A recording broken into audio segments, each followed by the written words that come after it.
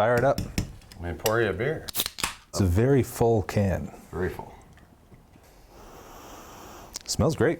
It does smell good. Yeah, I'm not getting any flaws immediately. Kind of bright, maybe some Citra. Doesn't taste very New Englandy. It's yeah, very resiny, very like slick on the mouth. Like I agree with your New England IPA comment. Like if it is like maybe it's using a dry English ale yeast for some ester there, but like it's not like it doesn't seem like just flaked adjuncts and dextrin malt or something like that. It seems like low color caramel malt. All right, so I can tell you a bunch of breweries I don't think it is. It doesn't seem to be Bissell or Treehouse. The other thing, I believe some Simcoe or Mosaic. Mosaic being the daughter of Simcoe. That kind of orange peel, more bitter citrus. Yeah, they've got significant IBUs, but that malt sweetness, like they're definitely, wherever the brewery is actually located, they seem to be aiming for either like a Midwestern malt forward IPA into, it's not quite as dark as some of those, but into your more modern West Coast. Yeah. It's almost like Alpine. I just drank a beer this morning with Mosaic in it, so I'm going to be embarrassed if there's no Mosaic, or if there's Mosaic. Well, okay, Mosaic has got to be one of the most variant hops. I mean, I've had batches of Mosaic that are like straight up blueberry. I've got some that have been dank as all hell. Some of them get even oniony. And some of them get more pine. It's likely to be a West Coast IPA, is the style. And even if it's like a New England producer, maybe they use a drier English ale yeast instead of like a dry American ale yeast. But I feel like this is some sort of West Coast IPA or double IPA. There are some East Coast producers making beers like this. I mean, Fair Maiden jumps to mind. Some of the Foley Brothers stuff, like the Skeleton Crew. Yeah. Or, that could be. Let's go ahead and do the reveal here. Oh, wow, it's Prospect. Oh, Foley Brothers. It's brand new information. So, yep, they're calling it an Imperial IPA.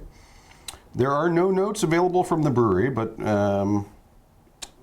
we gather double IPA brewed with grain from Vermont and Maine, and it's got Galaxy and Citra hops. Okay, hey, Andrew. Well, their Galaxy is not tasting like Galaxy to me.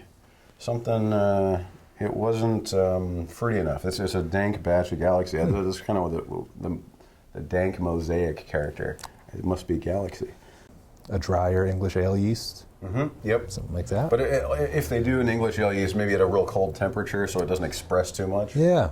The beers that we do with an English ale, we ferment pretty cold. The most recent batches, we've been around 62 on a temp. I like that. But the reason is if we let it go up to even 65, it rips through the beer in like 24 hours. Wow. So there's not even, if you're trying to time an early edition hop, or hop edition, that you just don't have time. You brew it during the day, and by 8 a.m. the next day, it's already done fermenting. Well, I think what's troubling me here is that the Galaxy is not tasting like I think of Galaxy tasting. Yeah.